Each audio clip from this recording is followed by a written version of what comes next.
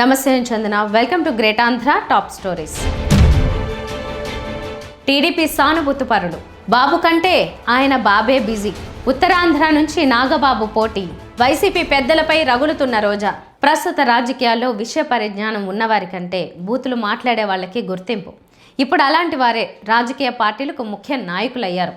ఎక్కువ తక్కువ అనే తేడా తప్ప అవాకులు చెవాకులు పేలే వాళ్లకు ప్రాధాన్యం కల్పించడంలో ఏ రాజకీయ పార్టీ మినహాయింపు కాదు. వైసీపీపై బూతు పార్టీ ముద్ర వేయడంలో టీడీపీ జనసేన సక్సెస్ అయ్యాయి. వైసీపీపై జనంలో వ్యతిరేకత తీసుకొచ్చేందుకు బూతు అనే అస్త్రాన్ని కూటమి అద్భుతంగా ప్రయోగించింది. మరి ముఖ్యంగా టీడీపీ ట్రాప్లో వైసీపీ పడి రాజకీయంగా కోలుకోలేని దెబ్బతింది. 151 అసెంబ్లీ స్థానాల నుంచి 11 సీట్లకు పడిపోతే తప్ప తాము చేసిన తప్పులేంటో వైసీపీకి తెలిసి రాలేదు. ఈ మధ్య కాలంలో బూతు మరకను పోగొట్టుకునేందుకు వైసీపీ కృషి చేస్తోంది. ఇదే సందర్భంలో అధికారాన్ని అడ్డం పెట్టుకుని కొందరు టీడీపీ సానుభూతి పరులు అవాకులు చెవాకులు పేలుతున్నారు. గతంలో వైసీపీ అధికారాన్ని ఏ రకంగా అయితే వాడుకుని రెచ్చిపోయారో ఇప్పుడు వైసీపీ సానుభూతి పరులు బూతు పరులుగా మారారు. వైఎస్ జగన్ సతీమణి భారతిపై సభ్య సమాజం అసహించుకునేలాగా మాట్లాడిన టీడీపీ యాక్టివిస్టుపై ప్రభుత్వం మొక్కుబడిగా చర్యలు తీసుకుంది.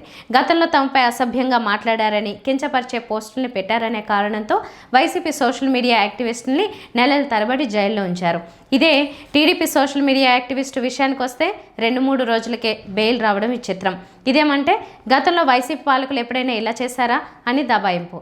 ఇందుకోసమే అరెస్ట్ చేసినట్టు ఉందే తప్ప చిత్తశుద్ధితో కాదని ప్రత్యేకంగా చెప్పాల్సిన పని లేదు.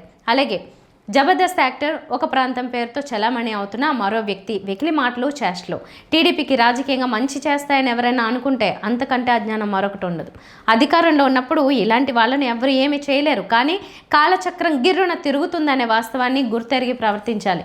గత వైసీపీ హయాంలో నోటి దురుసు ప్రదర్శించిన వాళ్ళందరికీ కూటమి ప్రభుత్వం వచ్చిన తర్వాత ఎలాంటి ట్రీట్మెంట్ ఇచ్చారో తెలిసి కూడా రెచ్చిపోతున్నారంటే చేయగలిగేదేమీ లేదు.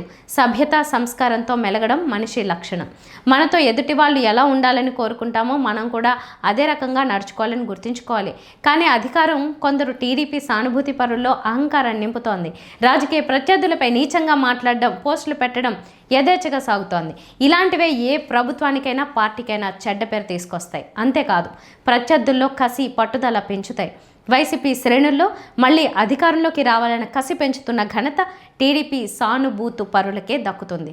పలానా వాళ్ళ అంతు చూడడానికైనా వైసీపీని అధికారంలోకి తెచ్చుకోవాలన్న కసి రోజు రోజుకు పెరుగుతోంది. టీడీపీకి రాజకీయంగా నష్టం కాదా? వైసీపీ విధానాల్ని విమర్శించడానికి సంస్కారవంతమైన భాష లేదా రాదా? అప్పుడప్పుడు నారా లోకేష్ అబ్బే మనదంతా సభ్యత సంస్కారం కలిగిన పార్టీ అంటూ నీతి సూక్తులు చెప్తుంటారు. అవన్నీ ప్రచారం కోసం తప్ప మరెందుకు పనికొచ్చేలా లేవు. టీడీపీ సానుభూతు పరులు ఇప్పటికే చాలా హద్దులు దాటారు. అదంతా వైసీపీకి రాజకీయంగా మేలు కలిగించేదే. కానీ కీడు మాత్రం టీడీపీకే. సంస్కారం లేని వాళ్లే రాజకీయాల్ని శాసిస్తున్న తరుణంలో మంచి చెవికెక్కించుకునే వారెవరు అనేదే ఇప్పుడు ప్రశ్న. ఏపీ విద్య, ఐటీ శాఖల మంత్రి నారా లోకేష్ చాలా బిజీగా ఉన్నారు. ఈ మధ్య కాలంలో విమానం ఎక్కడం దిగడం క్షణం తీరిక లేదన్నట్టుగా లోకేష్ పరిస్థితి తయారైంది. మరీ ముఖ్యంగా ఆంధ్రప్రదేశ్లో పెట్టుబడులు ఆకర్షించే పేరుతో లోకేష్ 1-2 నెలల కాలంలో 2 దఫాలు విదేశీ పర్యటనలు చేయడం గమనార్హం. ఒకవైపు విశాఖలో పారిశ్రామిక సమ్మిట్లో పెట్టుబడులు వెల్లువెత్తాయని ప్రభుత్వం ప్రకటించింది. విశాఖ సదస్సు కోసం ఆహ్వానించడానికంటూ సీఎం చంద్రబాబు, ఆయన తనయుడు లోకేష్ విదేశీ పర్యటనలకు వెళ్లారు. విశాఖ సదస్సు ముగిసింది. ఆ తర్వాత కొన్ని రోజులకే మళ్ళీ నారా లోకేష్ అమెరికా, కెనడా దేశాల్లో పర్యటించడం ఆశ్చర్యం కలిగిస్తోంది. ఇంత తక్కువ సమయంలో పారిశ్రామికవేత్తలను ఆహ్వానించడానికి వెళ్లడం వెనుక మతలబేంటో అర్థం కావడం లేదని టీడీపీ నాయకులు అంటున్నారు. విదేశీ పర్యటన నుంచి నేరుగా ఆయన వైజాగ్ చేరుకున్నారు. కాగ్నిజెంట్తో పాటు మరికొన్ని కంపెనీల విస్తరణకు సీఎంతో పాటు శంకుస్థాపన కార్యక్రమాల్లో లోకేష్ పాల్గొన్నారు. తాజాగా లోకేష్ ఢిల్లీ పర్యటన ప్రాధాన్యత సంతరించుకుంది. పార్లమెంట్ శీతాకాల సమావేశాలు ప్రారంభాన్ని పురస్కరించుకుని ఆయన ఢిల్లీ వెళ్లారు. తమ పార్టీ ఎంపీలకు ఆయన దిశానిర్దేశం చేశారు. ఇవాళ మళ్ళీ ఢిల్లీ ప్రయాణం. కేంద్ర ఐటీ శాఖ మంత్రి అశ్విని వైష్ణవ్, కేంద్ర విద్యాశాఖ మంత్రి ధర్మేంద్ర ప్రధాన్లతో పాటు పలువురు కేంద్ర మంత్రుల్ని ఆయన కలవనున్నారు. రాష్ట్ర సమస్యలపై కేంద్ర మంత్రులకు విన్నవించనున్నట్టు ప్రభుత్వం ప్రకటించింది. తిరిగి మంగళవారం ఆయన విశాఖ చేరుకోనున్నారు. సీఎం చంద్రబాబు కంటే లోకేషే బిజీగా ఉన్నారని ఆయన షెడ్యూల్ని చూస్తే అర్థమవుతుంది. మా చంద్రబాబు కంటే ఆయన గారి బాబే బిజీ అని టీడీపీ నేతలు సరదా కామెంట్స్ చేస్తున్నారు.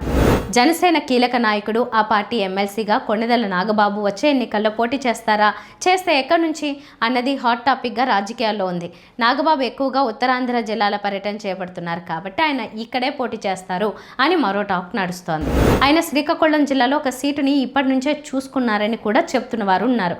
ఆ సీటు ఎచ్చర్ల అసెంబ్లీ నియోజకవర్గంగా చెప్తున్నారు. ప్రస్తుతం నాగబాబు ఉత్తరాంధ్ర జిల్లాల పర్యటనలో ఉన్నారు.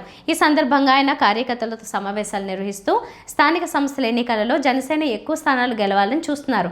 ప్రతి ఒక్కరూ ఎన్నికల కోసం సిద్ధంగా ఉండాలని ఆయన కోరుతున్నారు. అయితే నాగబాబు విషయం మీదనే ఎక్కువగా చర్చ సాగుతుండడం విశేషం.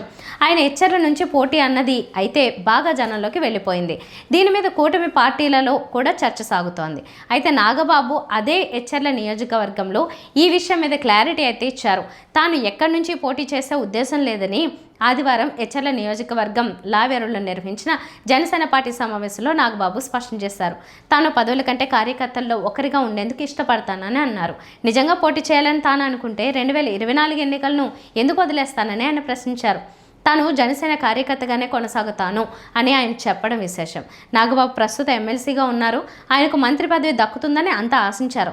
అయితే అదేమీ జరగడం లేదు. దాంతో నాగబాబుని పార్టీ కోసం వినియోగించుకుంటారు అని ప్రచారం కూడా సాగుతోంది.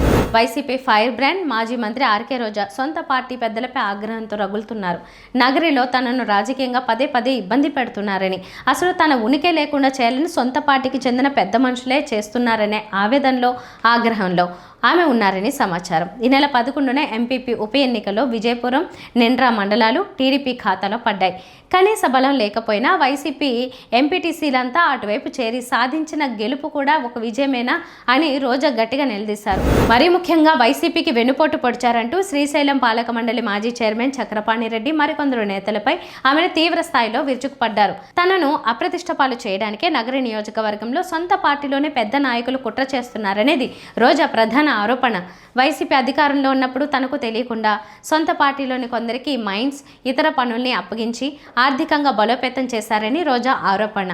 అలాంటి వాళ్ళందరినీ టీడీపీలోకి పంపి గత సార్వత్రిక ఎన్నికల్లో తనకు వ్యతిరేకంగా పనిచేయించి ఓడించారని రోజా మండిపడుతున్నారు. నగరిలో తనను ఓడగొట్టి అంతిమంగా వైసీపీకి రాజకీయంగా నష్టం తెచ్చారని రోజా అంటున్నారు. మరోవైపు సొంత పార్టీలోని పెద్ద మనుషులు జగన్ వద్ద పలుకుబడిని దుర్వినియోగం చేస్తున్నట్టు రోజా వాపోతున్నారు. వైసీపీకి రాజకీయంగా నష్టం తీసుకొచ్చే వారి విషయంలో తాడేపల్లి పార్టీ పెద్దలు ఉదాసీన వైఖరిపై రోజా గుర్రుమని ఉన్నారు. గత సార్వత్రిక ఎన్నికల్లో వైసీపీ దారుణంగా ఓడిపోయినా ఇంకా వెన్నుపోటు రాజకీయాలు ప్రోత్సహిస్తున్నారని, ఇందుకు తన నియోజకవర్గమే ఉదాహరణగా ఆమె చెబుతున్నారు. ఎన్నికల తర్వాత తాను తీవ్ర అనారోగ్యానికి గురై చెన్నైలో ఆపరేషన్ చేయించుకున్న సందర్భంలో పరామర్శించడానికి మనసు రాని పెద్ద మనుషులు ప్రత్యర్థులను చూడడానికి మాత్రం వెళ్లడాన్ని ఎలా అర్థం చేసుకోవాలని ఆమె నిలదీస్తున్నారు. ఇటీవల నిండ్రా, విజయపురం ఎంపీపీ స్థానాల్ని చేజార్చుకోవడానికి కొంతమంది పెద్దల వెన్నుపోటు రాజకీయాలే కారణమని ఆమె ఆరోపిస్తున్నారు. నగర విషయంలో తాడేపల్లి పెద్దలు జోక్యం చేసుకుని దిద్దుబాటు చర్యలు చేపట్టకపోతే మాత్రం ఏదో ఒక రోజు రోజా పొలిటికల్ బాంబ్ పేల్చే అవకాశాలున్నాయి. పార్టీలో తన వ్యతిరేకంగా కొనసాగుతున్న పరిణామాలపై రోజా తీవ్ర ఆగ్రహంగా ఉన్నారన్నది వాస్తవం. నగరిలో వాటికవే పరిస్థితులు సర్దుకుంటాయని వైఎస్ జగన్ అనుకుంటే మాత్రం పొరపాటే. వైసీపీ శ్రేణులు ఊహించని పరిణామం చోటు చేసుకోవడం ఖాయం. రోజా ఎమోషనల్ పర్సన్.